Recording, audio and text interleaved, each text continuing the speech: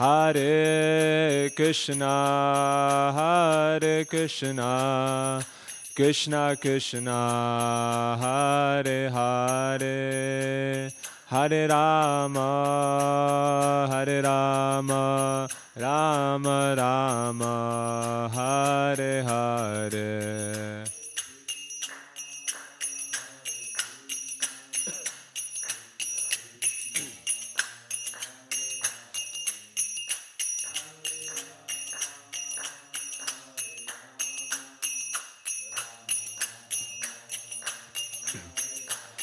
Hare Krishna, Hare Krishna, Krishna Krishna, Hare Hare, Hare Rama, Hare Rama, Rama Rama, Hare Hare.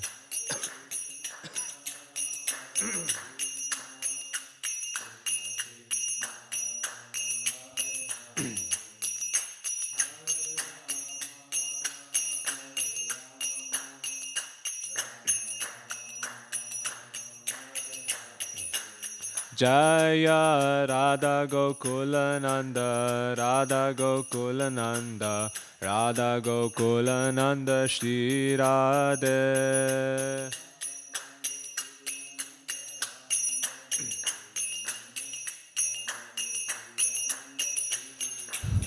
Jaya Radha Gokulananda, Radha Gokulananda, Radha Gokulananda Shri Radhe.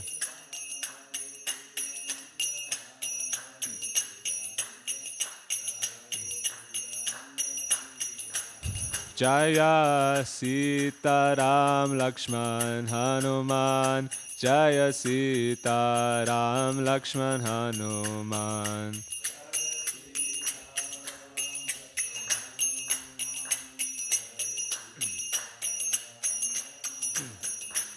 Jaya Gauranitai, Gauranitai, Gauranitai, Jaya Gauranitai.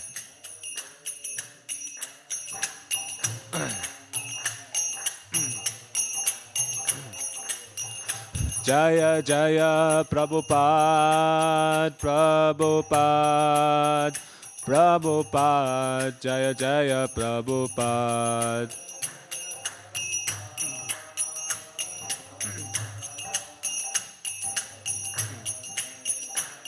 Jaya Jaya Prabhupada, Prabhupada, Prabhupada, Jaya Jaya Prabhupada.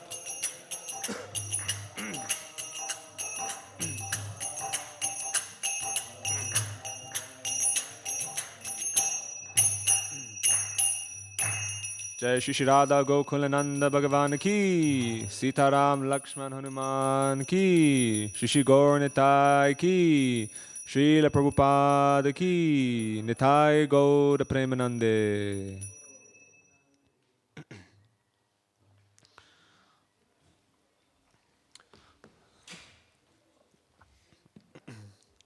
Om Namo Bhagavate Vasudevaya.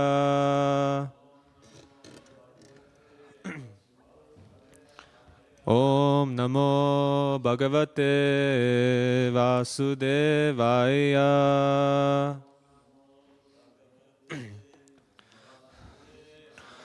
Om Namo Bhagavate Vasudevaya.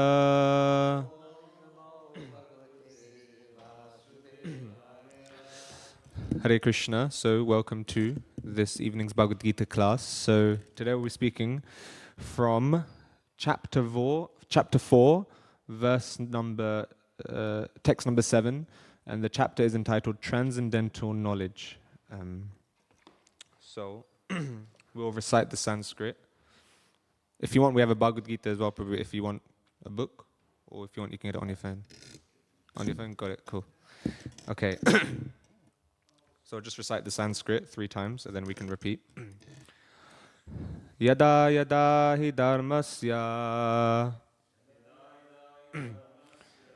glanir bhavati bharata abhyutahanam adharmasya tadatmanam srijamyaham yada yada hi dharmasya glanir bhavati bharata abhyutanam adharmasya tadatmanam srijamyaham yada yada hi dharmasya glanir bhavati bharata abhyutanam adharmasya tadatmanam srijamyaham. Please feel free to repeat. Yada yada hi dharmasya glanir bhavati bharata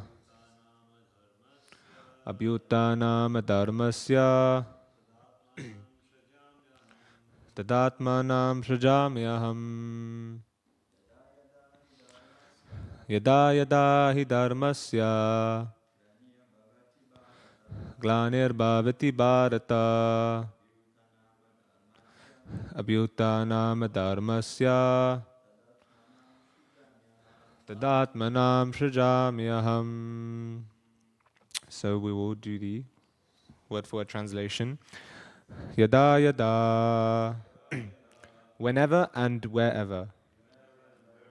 He, certainly, dharmasya, of religion, glani, discrepancies, bhavati, become manifested, bharata, O descendant of Bharat, abhyutanam, predominance, adharmasya, of irreligion, tada, at that time, atmanam, self, shrajami, manifest, aham, I.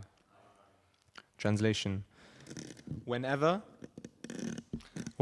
and wherever there is a decline in religious practice, O descendant of Bharat, and a predominant rise of irreligion, at that time I descend myself. So we can repeat the translation. Whenever and wherever there is a decline in religious practice, O descendant of Bharat, and a predominant rise of irreligion, at that time I descend myself. Purport by His Divine Grace A.C. Bhaktivedanta Swami Srila Prabhupada. Srila Prabhupada, the key. The word Shrajami is significant herein. Shrajami cannot be used in the sense of creation, because according to the previous verse, there is no creation of the Lord's form or body, since all of the forms are eternally existent. Therefore, Shrajami means that the Lord manifests himself as he is. Although the Lord appears on schedule, namely at the end of Dwapara Yuga of the 28th millennium of the 7th Manu in one day of Brahma, he has no obligation to adhere to such rules and regulations, because he is completely free to act in many ways at his will. He therefore appears by his own will whenever there is a predominance of irreligiosity and a disappearance of true religion. Principles of religion are laid down in the Vedas, and any discrepancy in the matter of properly executing the rules of the Vedas makes one irreligious. In the Bhagavatam, it is stated that such principles are the laws of the Lord. Only the Lord can manufacture a system of religion. The Vedas are also accepted as originally spoken by the Lord himself to Brahma from within his heart. Therefore, the principles of dharma or religion are the direct orders of the Supreme Personality of Godhead. Dharmantu Shakshad Bhagavat Pranitam.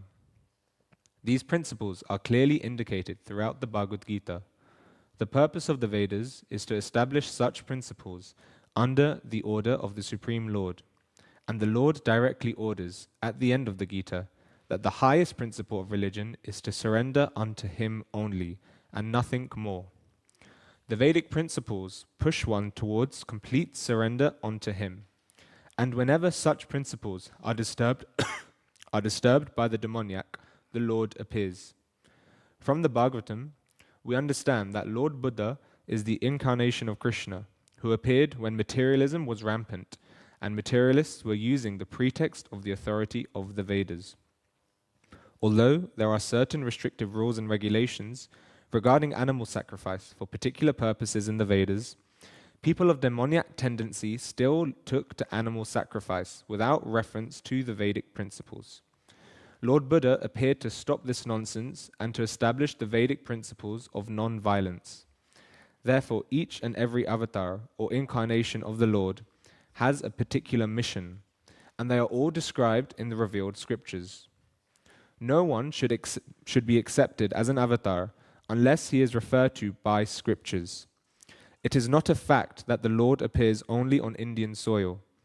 He can manifest himself anywhere and everywhere, and whenever he desires to appear. In each and every incarnation, he speaks as much about religion as can be understood by the particular people under their particular circumstances. But the mission is the same, to lead people to God consciousness and obedience to the principles of religion. Sometimes he descends personally, and sometimes he sends his bona fide representative in the form of his son or servant, or himself in some disguised form. The principles of the Bhagavad Gita were spoken to Arjuna, and for that matter to other highly elevated persons, because he was highly advanced compared to ordinary persons in other parts of the world. 2 + 2 = 4 is a mathematical principle that is true in the beginner's arithmetic class, and in the advanced class as well. Still, there are higher and lower mathematics. In all incarnations of the Lord, therefore, the same principles are taught, but they appear to be higher and lower in varied circumstances. The higher principles of religion begin with the acceptance of the 4 orders and the 4 statuses of social life, as will be explained later. The whole purpose of the mission of incarnations is to arouse Krishna consciousness everywhere.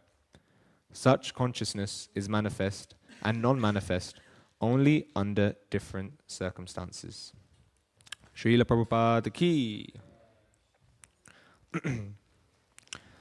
Om Jnana Tanurandasya Jnananjana Shalakaya Chakshuru Manitam Yena Tasmai Shri Guruve Namaha Shri Chaitanya Manobishtam Stapitam Yena Bhutale Sayam Rupa Katamayam Titati Swapadantikam Vandeham Shri Guru Shri Yuta Padakamalam Shri Guru Vaishnavamscha Shri Rupam Sargajatam Sahagana Raghunatam Vitam Tam Sajivam Sadvaitam Savadutam Parijana Sahitam Krishna Chaitanya Devam Shri Radha Krishna Padan Sahagana Lalita Shri Vishakam Vitamscha Hey Krishna Karuna Sindhu Dinabandhu Jagatpate Gopesha Gopika Kanta Radha Kanta Namostute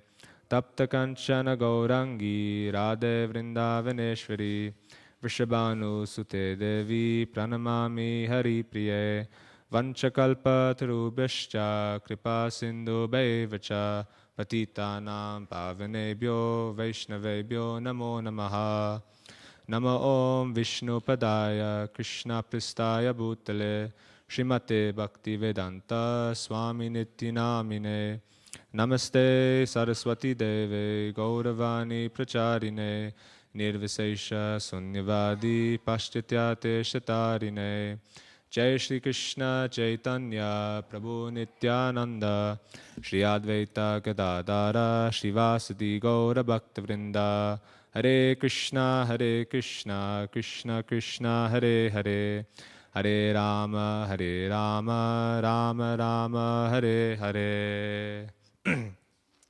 Okay, Hare Krishna. Welcome everybody to this evening's Bhagavad Gita class. So yeah, we're reading from chapter 4, verse 7. I'll read the translation just one more time. So Whenever and wherever there is a decline in religious practice, O descendant of Bharata, and a predominant rise of religion, at that time I descend myself. Thank you. So yeah, this is a really nice verse, really nice chapter. And when I was thinking about what the theme of this class could be, it's really all about Krishna descending into this world and Krishna descending into our lives. And Srila Prabhupada's purport is really nice because he actually answers lots of different questions in terms of, this theme of Krishna descending into this world. And so I thought what we can do, the way we can go through this is looking at different questions. When, where, who, and why. So we're going to look at these questions. When, where, who, and why. So the first question of when, so which is what really is the predominant theme of the verse here. When does Krishna appear? And of course, in this verse it says that Krishna appears whenever there is a decrease in religion and an increase in irreligion. That's when Krishna appears here in this material world. And when we think about, okay, what does it actually mean? What are these principles of religion? What does it look like if in a world where principles of religion are being upheld, or in a world where there's no religion, there's more irreligion? And of course, the thing that came to my mind was the 4 principles of religion according to the Vedas, or we know the story in the Bhagavatam when Kali, 5,000 years ago, the personification of Kali was there, and he broke the legs of the bull that represents Dharma, the 4 legs, and these represents the 4 pillars of religious principles. So we have the first pillar. The first pillar is, I'm going to make this a bit more interactive. Does anyone know what the first pillar is? If you know it in order of when they get lost according to the yugas. So we have Satya Yuga, and then towards the end of Satya Yuga, one of the pillars of religion gets lost. Anyone know which pillar this is? Shout it out. Austerity, yes, that's right, Sanket. So austerity. So this is the first pillar, the first principle of religion, austerity. And towards the end of Satya Yuga, this pillar gets lost. And then the second pillar, so in Treta Yuga, towards the end as Treta Yuga progresses, this pillar also slowly gets lost. Anyone know what principle this is? Not compassion. It also begins with C, though. Yeah, cleanliness. So cleanliness is the second one. So towards the end of Treta Yuga, then cleanliness also goes. And the third pillar, so this is in Dwapara Yuga. So which one happens towards the end of Dwapara Yuga? This also gets lost. Compassion, correct? So compassion. And then finally, we're here in Kali Yuga. And so last but not least, it's truthfulness. So that's the last leg of Dharma here in Kali Yuga, truthfulness. And as Kali Yuga progresses, then even this leg also, this pillar of religion also gets lost. And so those are the 4 principles of religion. And as we might also know as well, that each of these, when it comes to us practicing Krishna consciousness, there is a certain regulation that kind of matches up with each of these pillars. So for austerity, so we know the 4 regulatory principles. There's no intoxication, no gambling, no meat eating, no illicit sex. And so each of these 4 pillars of religion also links to one regulative principle that we try to follow when we practice Krishna consciousness. So we have austerity. Anyone know which religious principle helps us practice austerity? Which regulative principle, helps us practice the religious principle of austerity?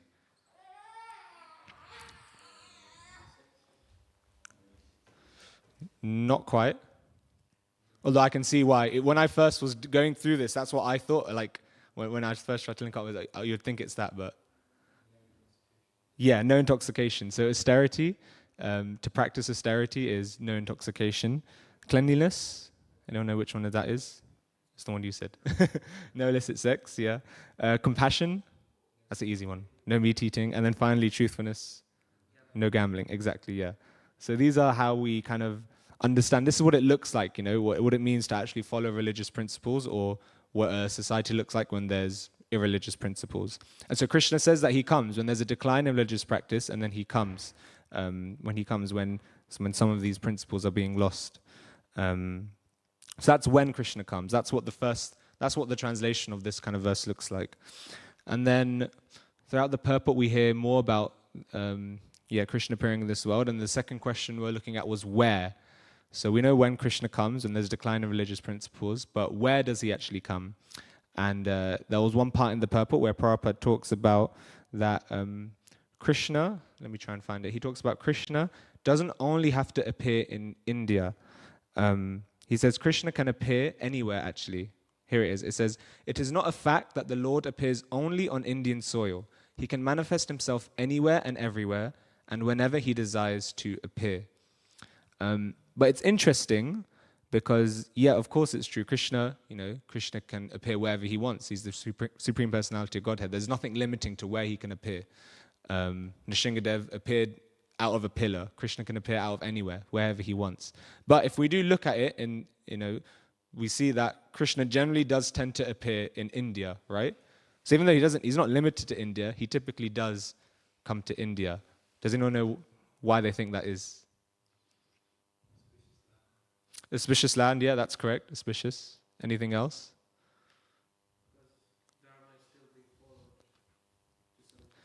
Yeah, correct. Yeah, that's that. When I was kind of like thinking about it as well, it's also like that. Dharma. You see across the whole world, India is typically the place where actually these principles of religion are being followed. And typically people are very, even today in India, even though India is also getting degraded slowly, but you still see there is still some piety in India. If you're ever traveling in India, my advice is, if you go with someone who's in saffron, you'll see this. When I was in India last year with someone who was in saffron, and oh my God, you just get treated like, they get treated as, as if like they're somewhat God, we're like skipping the queues in the airport and people just being so nice to us. And obviously we're not taking advantage of it, people are just generally nice, they see a sadhu, they see a saintly person, they treat them with respect. Even if they're not following, any religion, or they're not, Krishna conscious themselves, but they still respect it. They respect God, they respect and God's devotees as well. And so that's why Krishna appears typically in India. Bhaktivedanta actually, in his commentary to this very verse, he speaks about this. And I'll quickly read it because it goes into a bit more detail about this. So, and I've never read all his commentaries, but it seems like he's speaking in the kind of like in the shoes of Krishna in his commentary to this. So it's as if Krishna is saying this.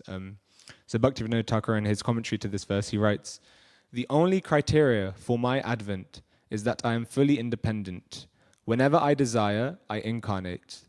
Whenever there is a decline in religious principles and an increase in irreligiosity, I appear out of my own sweet will. My laws that govern universal affairs are inconceivable. Inevitably, in due course of time, irreligious practice becomes prominent. No one other than me is capable of removing this fault. At that time, I appear in this world through the agency of my spiritual potency and re-establish religious principles." So far, Bhaktivedanta Thakur is kind of saying what Krishna is, saying in this verse when he comes. When does Krishna come?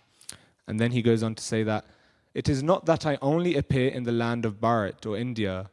According to the need, I incarnate among the demigods and animals by my own free will. Do not think that I do not appear in the countries of the Mlecchas and other societies that are outside the Vedic purview.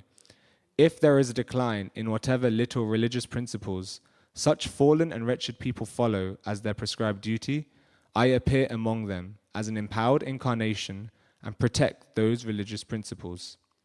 But because the prescribed duties, as outlined in Varnashram society, are only followed in the land of India, I take more care to re-establish the principles of religion of my devotees who reside there. That is why all my excellent incarnations, such as Yuga avatars and Amsa avatars, are found to appear in India. Wherever there is no practice of Varnashram Dharma, there will not be any proper execution of selfless Karma Yoga, Jnana Yoga, and the ultimate goal of all yogas, Bhakti Yoga. Still, whatever little devotion is seen among the members of non-Vedic societies should be understood as the result of the mercy of the Lord's pure devotees." So very much what you were saying, Prabhu, that, because in India, these principles of Varnashram and Dharma are still, being followed, even though not perfectly, but yeah, Krishna does, that's why Krishna appears there, and ultimately his devotees are there. And so, yeah, it was very interesting. That's where Krishna appears. And like he's saying, it's not like it's just in India. Krishna can appear anywhere, really, and we'll kind of look more into that. So we looked at when Krishna appears, where Krishna appears in this world, and then who. So who does Krishna actually appear as? And again, we see in this purport that Prabhupada kind of looks more into these specific details of who does Krishna actually, appear as. And he mentions, this is near the end, he says, so the first thing that Prabhupada writes is that he says that sometimes Krishna descends personally. So Krishna will personally come to this world sometimes. Of course, we see, 5,000 years ago, Krishna personally came, performed his pastimes, spoke the Bhagavad Gita. So he might personally come. Prabhupada also says that sometimes he sends his bona fide representative to come as well, in the form of his son or servant. So, Krishna might send a bona fide representative. Prabhupada often says, and we hear, like Jesus Christ, he says, he was the Son of God, he was the representative of God. And so Krishna can send someone like an empowered personality like Jesus Christ, and not necessarily in India as well, that was kind of in Israel, Jerusalem. And so, a bona fide representative can actually come to spread the message of Krishna as well. We even hear of Shakti Vaishya avatars as well, someone who is, Shakti literally means energy, who has literally the energy of God is kind of running through them, and they're able to execute the will of God through them, and we often hear, Prabhupada was a Shakti Vaishya avatar. You have indirect Shakti Vaishya avatars and also direct Shakti Vaishya avatars. So, his bona fide representative might also come. And Prabhupada also writes that he might even come himself in some disguised form. Who do we think Prabhupada's referring to in that statement? Prabhupada saying Krishna, God might come down himself in some disguised form. Buddha. Yeah, you could actually argue that Buddha, because when Buddha came down, I don't think people would have seen him as God, but because he wasn't actually preaching, he wasn't actually giving them any direct, information about God. So Buddha, that could be one. Anything else come to mind? Lord Chaitanya, spot on. That's what I was thinking of as well. Lord Chaitanya. So Lord Chaitanya, he comes in somewhat of a disguised form. He's not directly mentioned in the scriptures. It's very kind of indirect and hidden. He comes as a mood of a devotee. So Krishna might even come in some disguised form as well. And Prabhupada uses this word bona fide. It should be a bona fide representative or a bona fide, avatar. And so sometimes the question comes to mind: how do we know if like an avatar or is legit? These days you hear many people, they're claiming themselves that, to be God, People think that, okay, that's happened to me sometimes on books. I think one of my first times going out on books, I met someone who's like, I was giving him a book, it's all about Krishna consciousness. He's like, but he said, but Krishna is in me and Krishna is in you. And this is one of my first times I got a bit scared. But, he thought that he was God. And I was like, what? Are you crazy? So someone might come up to you and be like, I think I'm God, And so how do we know if someone's actually a bona fide representative of God or is actually God?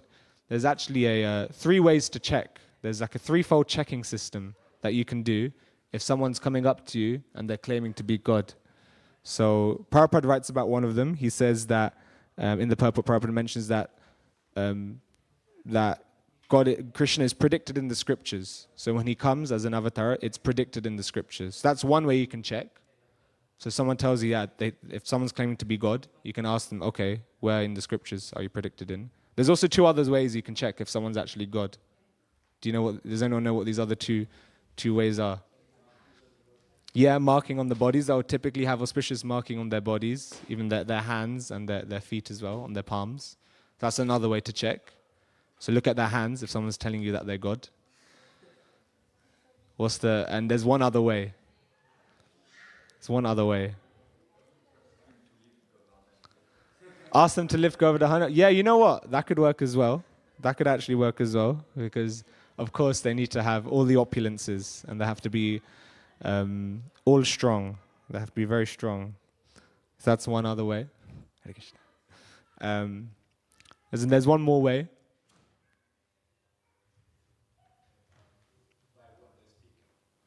By what they speak? Yeah, I mean, that's a very good point, because of course they have to practice what they preach and whatever they're saying, of course, has to be in line with Shastra. Prabhupada also says that he says the other way is also that you can ask them to reveal their universal form. So if they can show you the universal form, then you know that they're God. So it's just in case someone tells you that they're God, just let them know. Just ask them these three things. If they're predicted in scripture, if they have any auspicious markings on their hands, which you would be able to see, and if they can show their universal form. It's the threefold checking system. Very practical. Even Chitti Shakti Mataji yesterday in her Chaitanya Charitamrita class, she was mentioning how one time Prabhupada was debating someone, he was debating a Mayavadi who was claiming that, he's God and that God's in everyone. And so he was having this debate with the Mayavadi, and then suddenly this sadhu, he's like, can you excuse me, I need to use the bathroom. And then Prabhupada says, but if you're God, why do you have to use the bathroom? Surely you should be in control of your bowels. And then he's like, I'm only going to excuse you if you admit that you're not God. And then just so the guy could use the sadhu could use the bathroom, he's like, okay, fine, sure. And then he uses the bathroom, he comes back, and then the sadhu says, yeah, I was just performing my leela, I'm still God. He still couldn't accept defeat. So it never makes sense when people claim to be God. Because again, these people, they're also suffering. This is probably the first time when I was out on books and this person was saying this to me. Now if I was to go back, I'll tell him, but do you suffer? Do you experience pain? And he would say clearly, yes, I do. If you were to hit them, they're going to feel pain. But if you're God, why do you feel pain? There's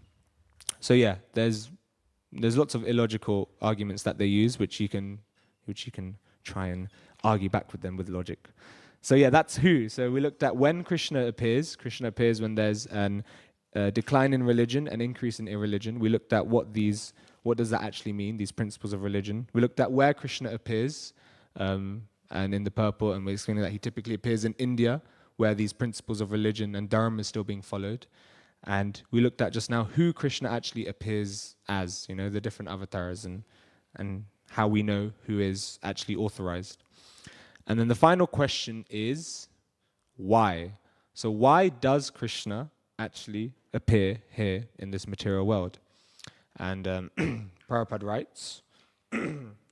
writes that each avatar has a particular mission. He talks about each avatar has a particular mission when they come down. And so we see in the purport, Prabhupada looks at Buddha, he looks at Lord Buddha. And so what was the mission of Buddha? Does anyone know what Buddha's main mission was when he came here to this world? To spread peace, yes. Peace was one big thing. Specifically any more? Anything else? Yep, stop animal killing. That was also a big one as well.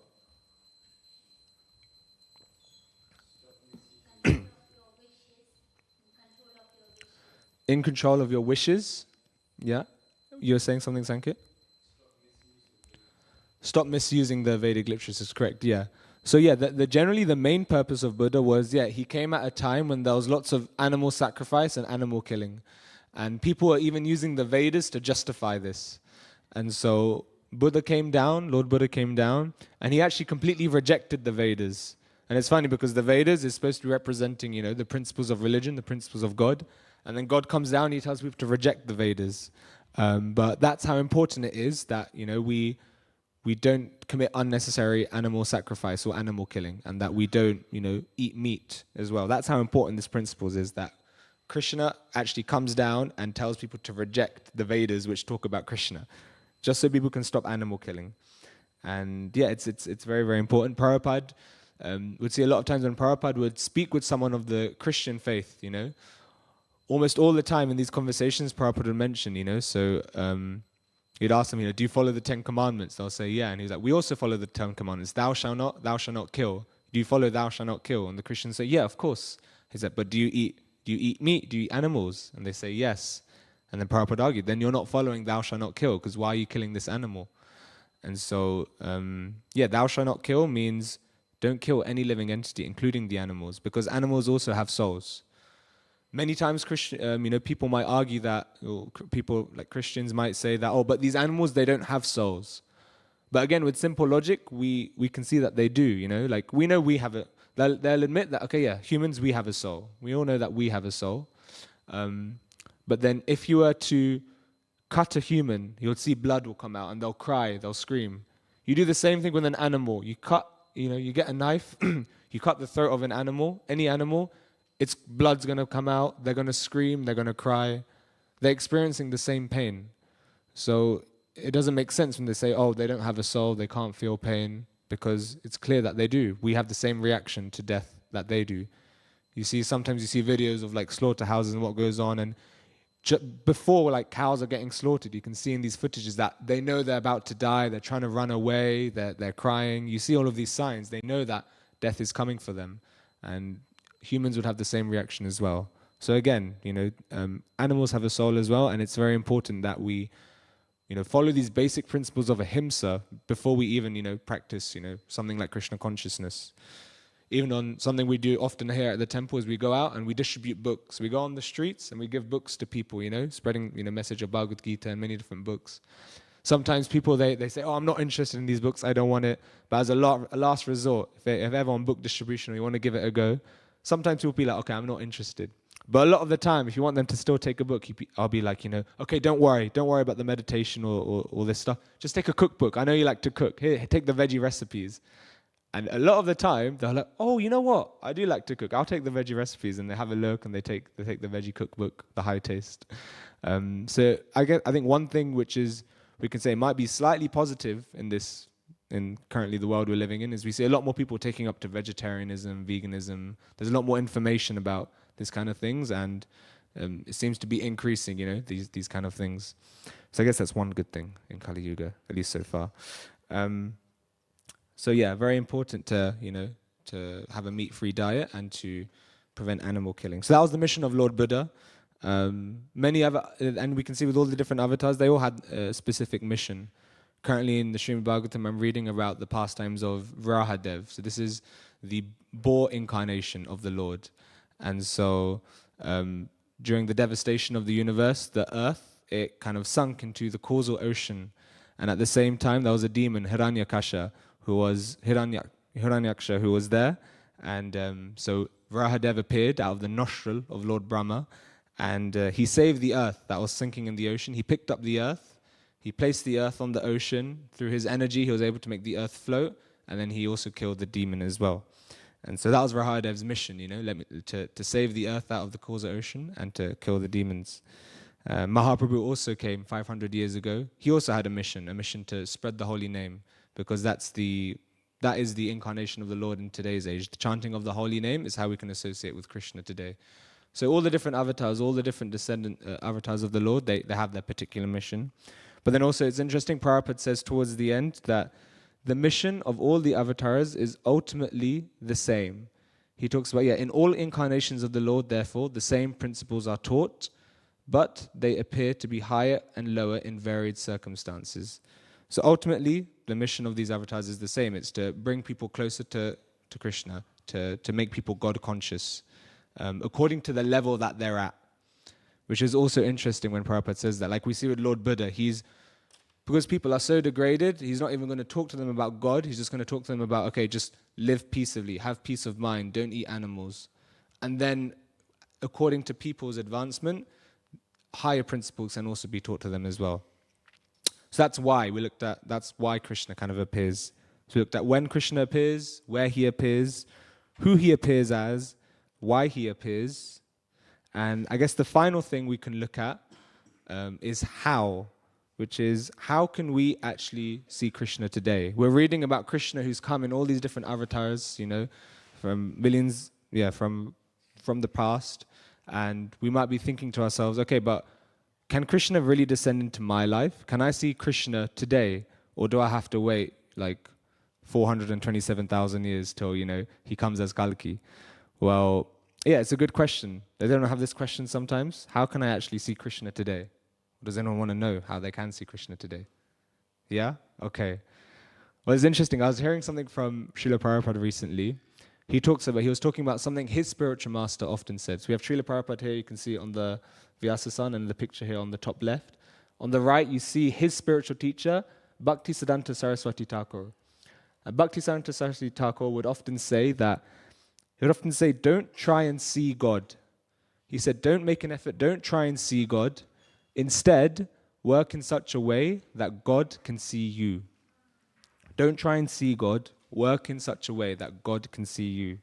And I was hearing Prabhupada speak about this, and he gave the analogy. It's like, imagine you're working, you're working in your factory, in an industry, or in your office, and you're working for your boss.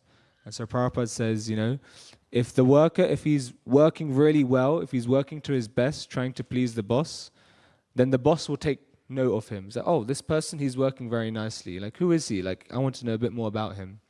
So similarly, when we practice spiritual life, when we're practicing Krishna consciousness, if we practice in such a way that we're not trying to just see Krishna, get his attention, but we're working in such a way that he actually sees us, then that's how we should act. That's what Bhaktivedanta is trying to say. And so that's one interesting thing when we're thinking about how we can actually see Krishna. Let's act in a way where Krishna would actually want to see us. We also need to make sure we have actually a deep desire to really see Krishna. One time, Prabhupada was in a class giving a lecture, and someone rebutted him, and he stood up and he asked Prabhupada, can you see God? He asked Prabhupada, can you see God? And then Prabhupada replied, yes. He said, can you see God? The man replied, no. And then Prabhupada asked him, but do you really actually want to see God? And then the man paused for a moment, and then he thought to himself, and then he replied, no, I don't actually want to. And so it's interesting. We actually need to have a deep desire if we really want to see Krishna as well.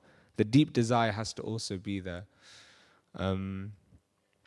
Recently, we were doing some book distribution in, where were we? We were in South London. We were in South London doing some book distribution, and I bumped into someone who was an atheist. So naturally ended up turning up into somewhat of a debate. And he was telling me, you can't, but like, where's your God? Like, I can't see your God. And then he tells me that, when I go outside, he asked me, is your God greater than the sun? And I said, of course. And then he said, when I go outside, I can see the sun. So why can't I see your God? And this is the point he was making. And so it's interesting, and I was having to think about it. But then I told him, okay, like let's say the Prime Minister. I asked him, what's your qualification to actually see God? If you want to see the Prime Minister, let's say, if you want to see Rishi Sunak, can anyone just on the street just go to Rishi Sunak's place, go to 10 Downing Street, go inside and just have a chat with him and see him face to face? No, you have to have a certain qualification, right? So in the same way, if you want to see God, we also need a certain qualification. Not anyone can just see God. God, it's not so cheap like that. And Prabhupada even said it's a hard thing to do, to actually see God face to face. It's going to take some work. If you want to really want it, you need to have the deep desire, and you need the qualification as well. And part of that qualification is also faith as well. So we need to have a deep desire, but we also need to have faith. Faith sometimes, within science or in the modern world, it's a bit of a taboo word. It's a bit of a stigma. Oh, you're just going off of faith. But if you think about it, this whole world is actually running on faith. And actually we live our lives in such a way that faith is always there. Even if we're not religious, we don't believe in God, still you're going to have faith. Let's say you get on an aeroplane, right? You're going from London to India. When you get on the plane, you're going to have faith. You have implicit faith that the pilot, he has the qualification. He knows how to fly the plane. That the airport, they've done all their checks, all their balances, and this pilot's gone through the right training, and that they're going to take you safely from A to B. You have that faith in the pilot. So faith is such a natural part of our lives. So why is that? Why have stigma? Why hold back from having faith in Krishna? So we need the qualification if we want to really see God, see Krishna. We need to have that deep desire as well. And we also need to act in a way that Krishna would actually want to see us, And so, that's, that was, I guess, everything from today. That's Krishna, This is a nice verse again. And all about how Krishna descends into this world and how Krishna can also descend into our lives as well. So that's everything I had for today. If anyone has any questions, any comments, any criticisms, or any reflections they'd like to share, then feel free. We have a few more minutes. Otherwise, no worries. Anyone want to share anything? Any questions? Okay, we have Nayan Prabhu with his hand up. Please. You mentioned how Krishna descends whenever there's irreligion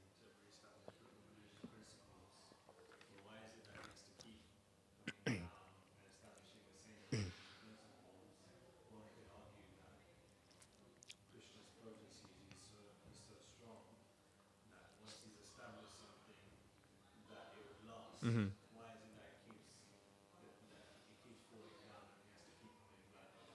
Mm-hmm. Why does Krishna have to keep coming back? Yeah, that's a good question. I mean, in one sense, there's like a lot of souls in this world. And yeah, Krishna might. I mean, well, Prabhupada was talking about this concept of mathematics, right? How 2 plus 2 equals 4. For someone very basic, you learn that 2 plus 2 equals 4. And then later on, you get to university, and then you learn that, oh, actually, okay, 2 plus 2 is equals 4, but I can also use that to do like integration and all this other high level stuff. And so if we look back at when, Krishna comes to this world, he comes as different avatars, he teaches different things, like he came as Lord Buddha, and he wasn't even teaching about God, just these basic principles. And you can see there's kind of an evolution in the things that Krishna teaches. And each time Krishna comes, then at least the way I've been thinking about it is that, yeah, you get we get more of the picture. Like even within, yeah, we can say within Hinduism, there's all these different philosophies. Like you have, those who believe there's non-dualism, dualism. So people who believe that the soul and the God, they're completely separate, And Krishna, he had empowered incarnations that he sent where people teach that, okay, the soul and God very different. And then you have someone like Shankaracharya. Again, he's incarnation actually of the Lord, and he teaches that actually the Krishna, the soul and the super soul, that actually one. He teaches.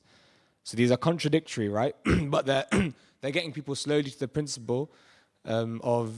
We see Mahaprabhu 500 years ago, he comes and then he teaches Achintya Bheda Bheda Tattva, that actually both are right simultaneously. We're simultaneously one and different with the Lord.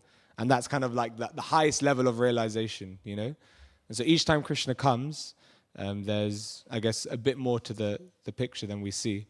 Kesha Maharaj, he did a class literally going through actually all the different like acharyas and and the different teachings that they teach. And this is all like, bona fide acharyas, but how it kind of progresses to what we have kind of like right now.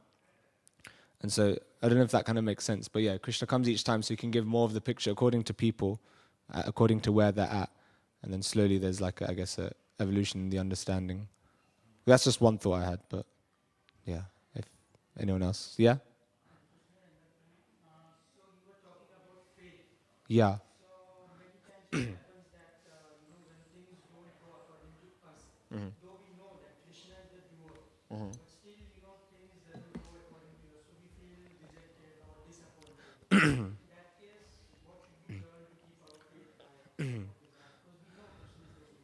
Yeah.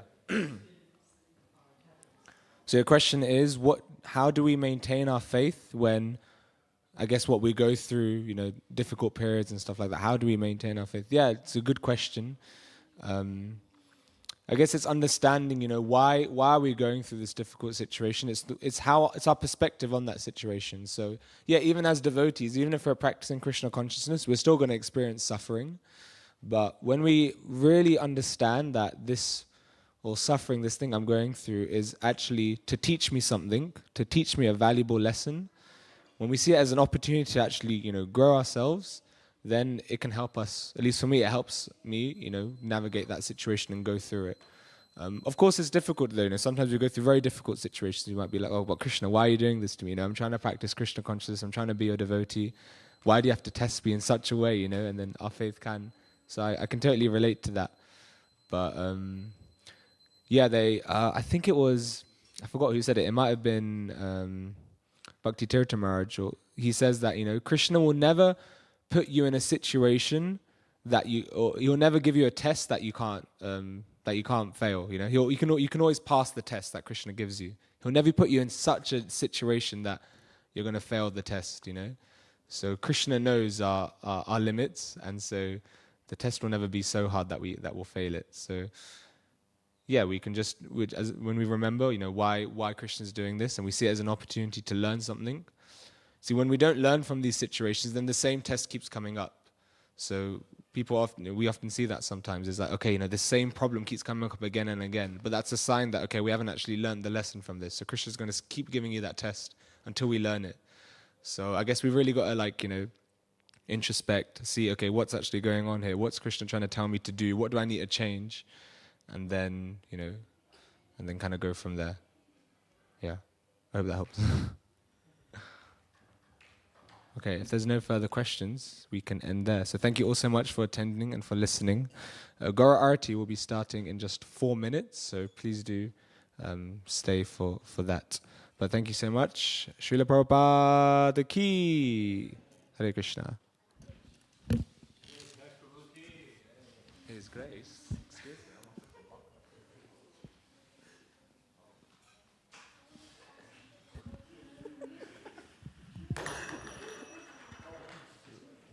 Dropped His grace on him. I dropped His grace on you. Oh, Krishna.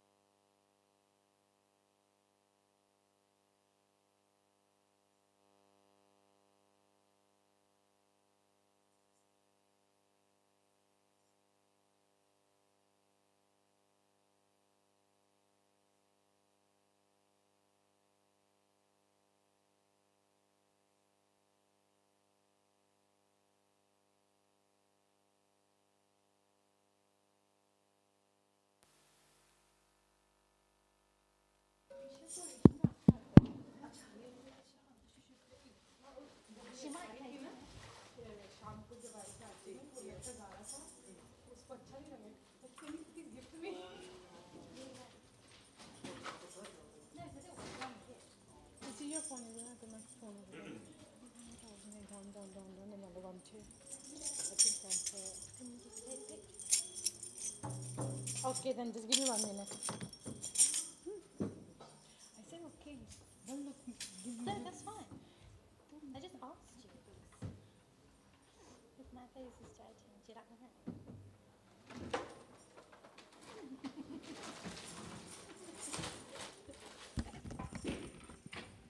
Just now, like that. Are you sure you don't want to sing, babe? Please go for it. Go for it. Okay, wait. I should have to go to I said December you. No, I said December when you go. I'll be with Jamie, but I have to go to the. No, you can't go now. Yeah. There's only 1 minute left. You can't go. I hate singing without my dancer. No, that doesn't sound like. So, She's come back again. She knows. oh, the goodie. The Gauri. She come back. And she's singing morning aarti again. Yeah, she told me, but I don't know who she knows. Mother did say that. She's in aarti. Your family are coming home. She's my family. I thought, That's all. Maybe. that's the Babuji sister. Yeah. Set the mic. I've got it in my hand. You're going to sing it. Oh, you're going to sing it. Oh, Oh, is someone else singing? Success. Thank you. I can't look at it. But please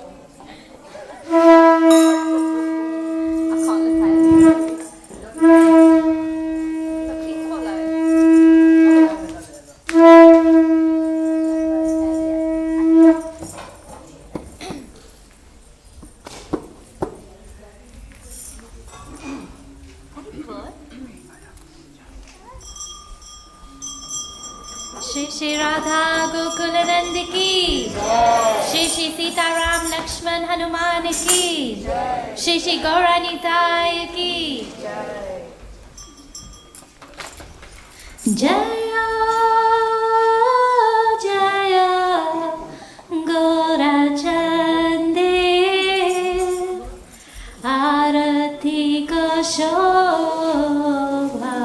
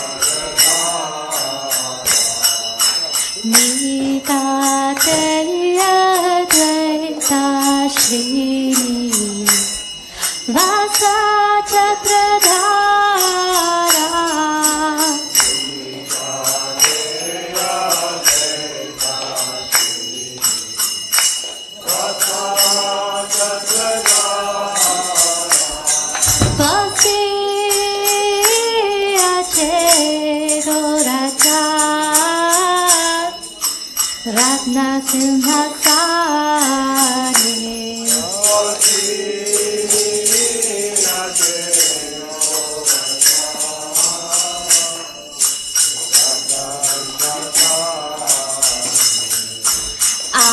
Arati Gore na Brahma Adi Devagare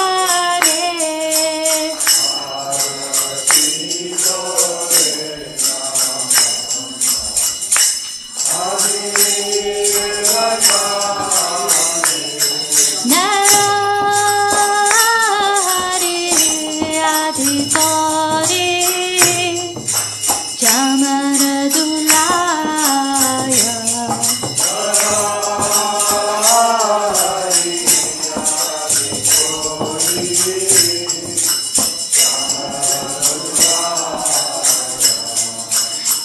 Sanjaya Mukunda Vasu Gosharidaya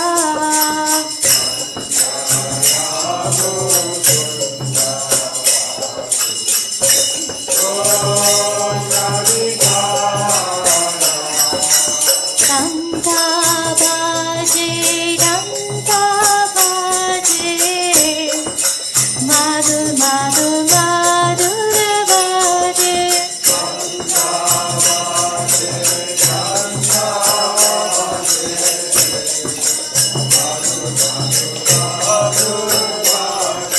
Shankha Bhaje Danta Bhaje Madhu Madhu Madhura Bhaje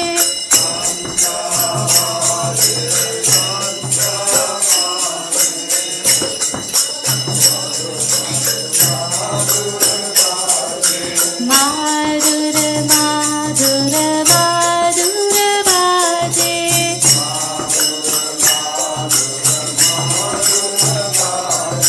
Madhura Madhura Madhura Bhaje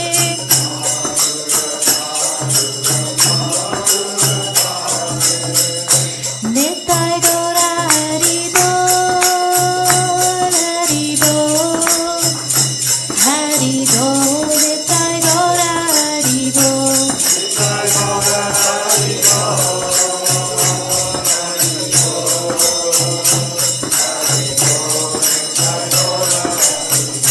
Nitai Gora Hari Bol Hari Bol Hari Bol Nitai Gora Hari Bol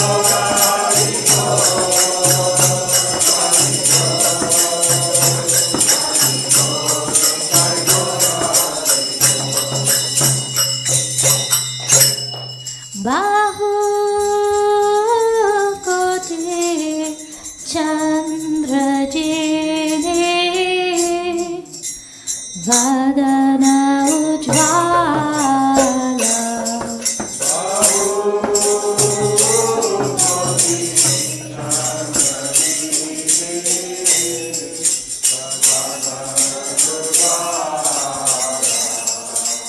Jala Jese Banamala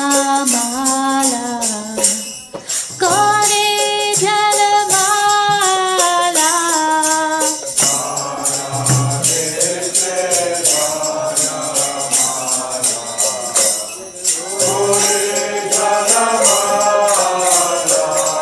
Silva Chukarna Radha Preme Garaga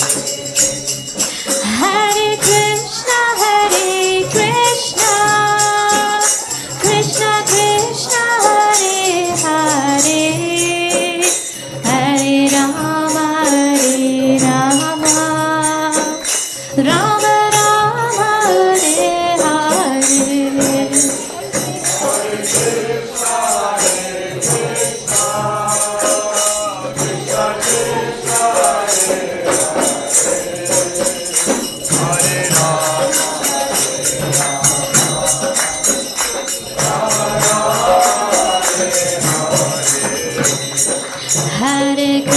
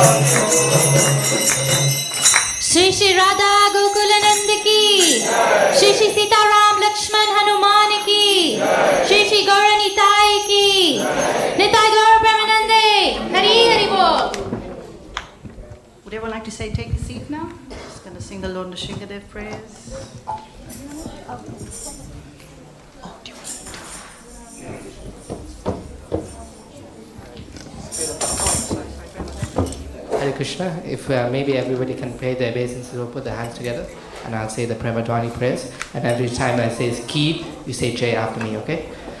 Jai Om Vishnu Pad Paramamsa Parivakishaya Astagfirullah Srimati His Divine Grace A.C. Bhaktivedanta Swami Srila Prabhupada Ki Prem Se Ko Shri Krishna Chaitanya Prabhu Nityananda Shri Advaita Gadadhara Shri Vasadi Gaura Bhaktivinoda Ki Jai Shri Radha Gopinath Shama Kund Radha Kund Giri Govardhana Ki Jai, Shri Vrindavan Dham Ki Jai, Shri Mayapur Dham Ki Jai, Shri Jagannath Puri Dham Ki Jai, Tulsi Maharani Ki Jai, Ganga Maya Ki Jai, Yamuna Maya Ki Jai, Samaveda Bhaktivedanta Ki Jai, Harinam Sankirtan Ki Jai, Bhakti Shushan Ki Jai, Jai Gaura Premanandi, all blessed assembled devotees.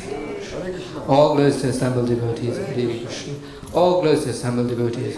All glories to Shri Guru and Shri Gauranga.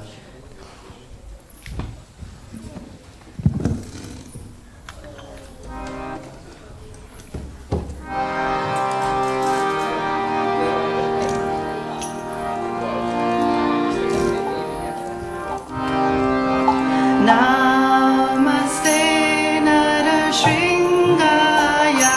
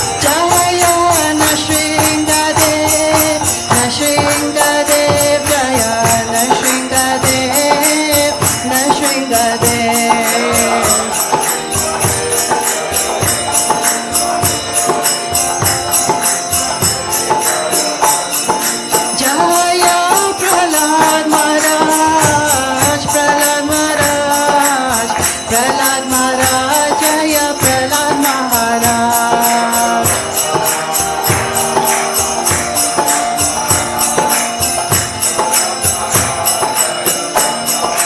Jaya Radha Gokulananda, Radha Gokulananda, Radha Gokulananda, Shri Radhe.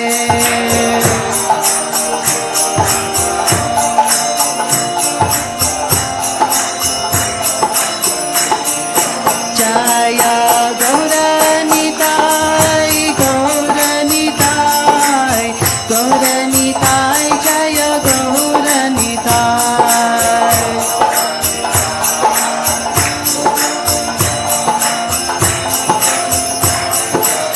Jaya Jaya Prabhupada, Prabhupada, Prabhupada, Jaya Srila Prabhupada.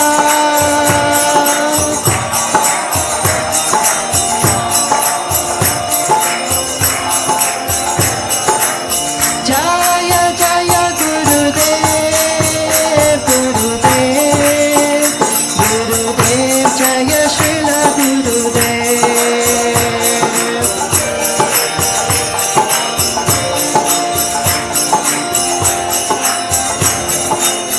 Nitai Gaura Hari Bol, Hari Bol, Hari Bol, Nitai Gaura Hari Bol.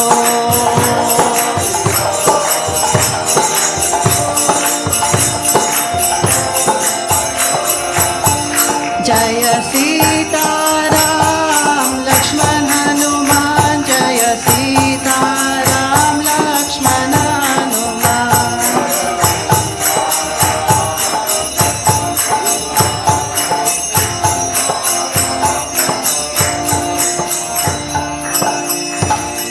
Shri Shri Lakshmi Nrsimhadev Bhagwan ki, Bhakta Prahlad Maharaj ki, His Divine Grace Srila Prabhupada ki, Ananta Koti Vaishnavinda ki, Nitai Nitai Gaura Premanande, Hari Hari Bol. All glories to the assembled devotees. Hare Krishna. Hare Krishna, dear devotees. Thank you so much for coming and joining us in this wonderful Gaur Aarti and Nrsimhadev prayers. So the next Aarti is at 9 o'clock, but we have some kirtans going on daily from 8:30 to 9:30. So please do join along if you're around. In the meantime, we also have some prasadam next door for you if you wish to take. Thank you for joining us and hope to see you soon again. Hare Krishna.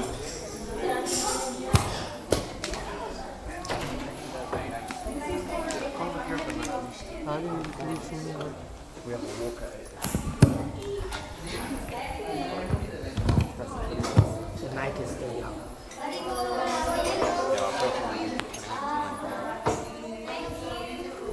Don't forget the kirtan.